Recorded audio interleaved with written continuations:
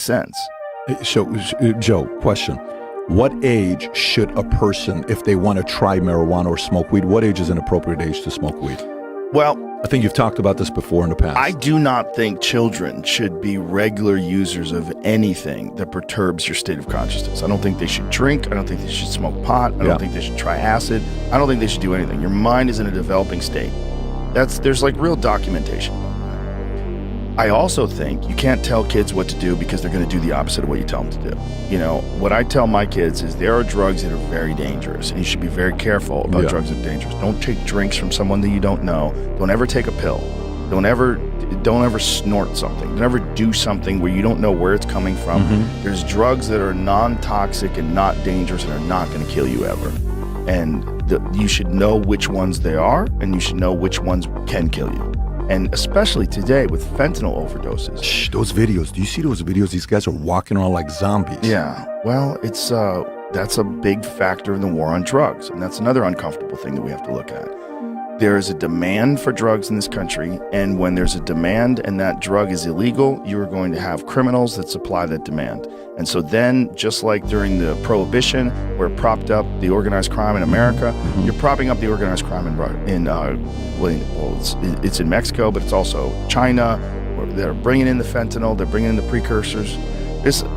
You have an illegal business, and a business that is overwhelmingly used in this country. I mean, there's so many people that use drugs, and they have to get these drugs. How do they get them? They get them illegal.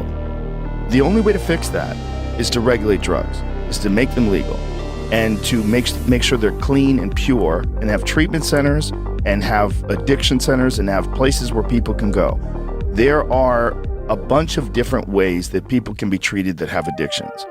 Those methods are often illegal too, like Ibogaine. It's a big one. People that take Ibogaine have a massive, they're like the statistics about people that have had serious addictions to pills and alcohol and all sorts of other things that go on these Ibogaine retreats. The amount of people that get cured of that is huge. It's huge. It's bigger than anything else that we have, yet it's illegal. I think they should institute that in this country. They should do it with people that know how to run these centers and know how to treat people with real counseling, and then educate people on the dangers of these substances that are now legal, but tax them and use that money to fund treatment centers, use that money for education. But what you're gonna do is take out the legs of organized crime if you do that. Well, I think there was a statistic that came out that even with the taxing of weed in California, guys were still selling weed themselves and buying it directly illegally because it was cheaper due to the tax. And so they were still having access to it. So it's kind of like if you look at cigarettes right now, what they're worth, the amount of tax they're putting on cigarettes. So there's a counter argument to that, where if you do tax it, some people are still going to sell it illegally because it's going to be cheaper. Now, the whole thing about education, all of that stuff, that's a libertarian position you're making there. Will it become a national thing? There was a time nobody thought marijuana was going to be legal. And today nobody cares about whether marijuana is legal or not. Right. So, I don't know.